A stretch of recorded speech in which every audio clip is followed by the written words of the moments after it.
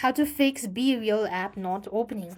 Welcome back to our channel. In this guide video, I'm gonna show you the procedure to fix Bereal app not opening. So for this, you could go with the basic steps like first thing first, check for an update.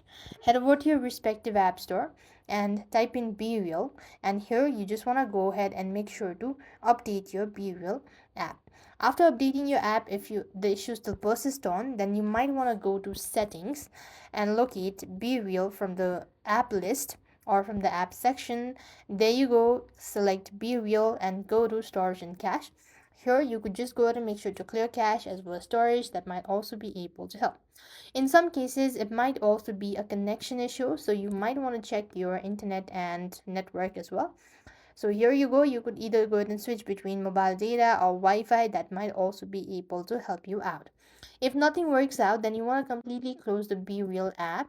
And moving on, what you want to do is here you can simply go ahead and refresh. Then you could just hold on to your side button and restart your device at the same time.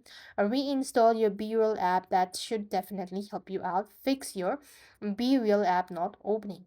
So with that being said, we've completed our steps. Thank you for watching. See you in the next video.